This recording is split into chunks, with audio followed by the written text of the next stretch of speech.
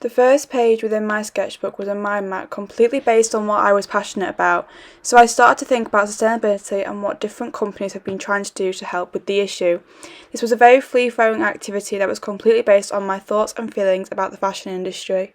I then expanded on the first mind map and looked more closely at sustainability and just finessing what I had put in my first mind map. For instance, Prada's Re-Nylon campaign, in which they remove ghost fishing nets from the sea and turn the fibres into bags.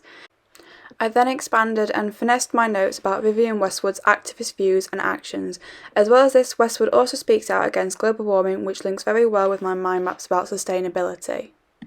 The next page within my sketchbook was a literacy task I chose from an edit from the Vogue March 2020 edition, the edit from Yves Saint Laurent collection. I looked at the image and described the factual and interpretive points. I then completed another mind map based on a word me and my group were given, which was sense. We looked a lot around the sixth sense, perceptions, and the effects that drugs can have on the senses. I was also given an individual word, fluidity, which I then went on to base most of my sketchbook around. I looked at the fluidity of water and the elements, and then gender fluidity, and how androgynous looks are becoming more accepted.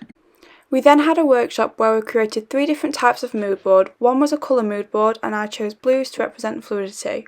The second was a feelings mood board, and to go with my word I chose calm and gentle pictures. The last was a narrative, where I chose 4 pictures that link and explain how they do. I chose pictures that represented the different forms of water.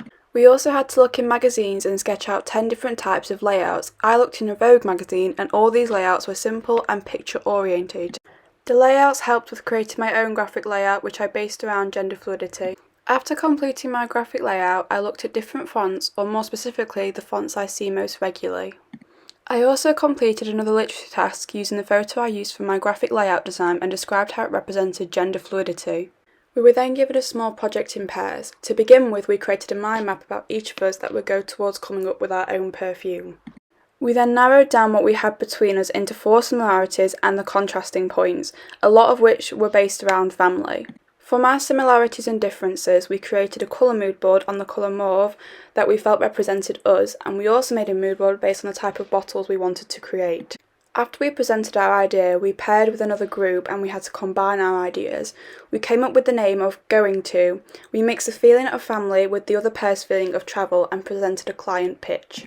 The last 3 pages in my sketchbook were practical workshops we had that I found the most interesting and probably beneficial to my work later on.